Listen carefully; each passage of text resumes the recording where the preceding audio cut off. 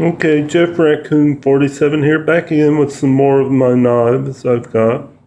Got a few more than this. I have to round them up sometime and show you someday. But these are some of the other knives I got, other than the ones I showed you earlier today. This right here is I was telling you about a Tanto point. Take a look at that point right there. Oh, that sharp angle on that. That's based on the same type of point that a samurai sword has.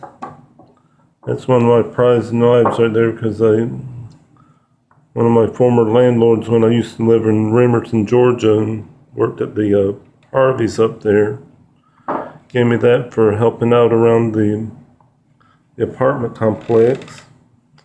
If you take a look at this right here,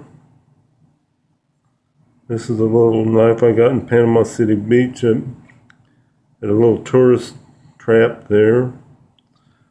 You can, it's got a fingernail file, a little blade, and a pair of scissors.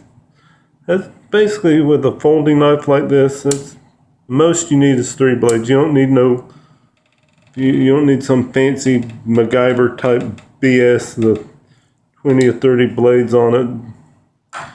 I mean, it's kind of overkill when it comes to blades. When it comes to folding knife, most you need is 3, folks. Contrary to what you may hear. Now, it's cool to have that if it's just part of your collection, but that's not a practical. It's not practical. It's half the things you have in those knives you won't ever use. Another knife. This is knives like this. These are called tactical folders. These are probably the most useful knives. This one's been broken in a little bit,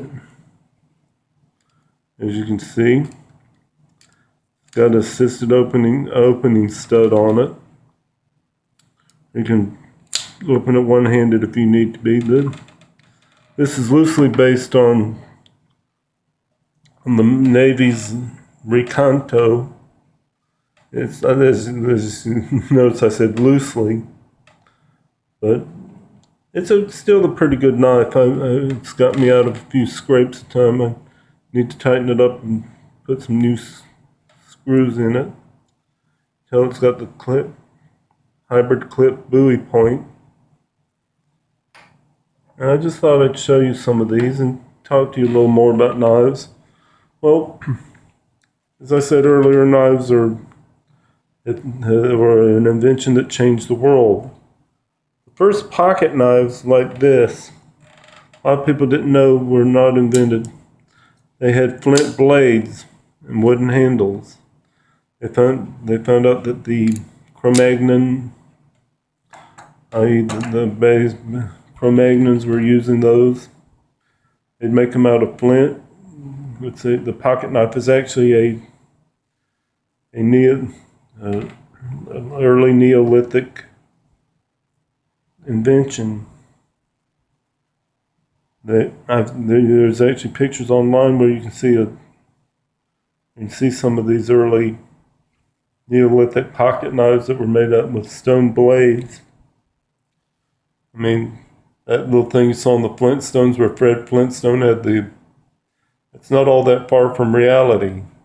This pocket knife had the little stone blade and looked like 2 pieces of wood. Well, as I said, that's not far from reality, because they did have stuff like that. And this fits right in this little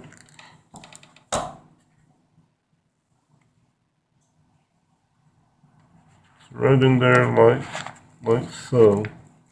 A little Velcro thing you put on your belt, go on your merry way. This is tiny little. You couldn't defend yourself adequately with this. See, it's got my name written on it. They personalized this for you at the little store. Picked it up for $1. That's an amazing thing about knives. They come in all prices. I may have showed you earlier this right here. Cost me $9 at Harbor Freight.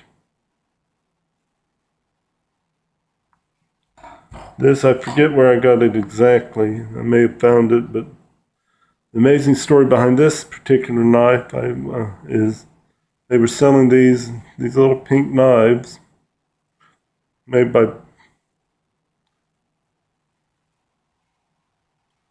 Buck Whitaker. They were selling them to donate part of the funds to contribute to breast cancer research. And so, see what I told you? Knives can save lives in more ways than one, more subtle ways that you can think of.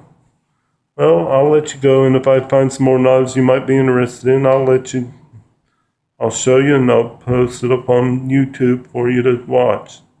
Have a nice day, folks.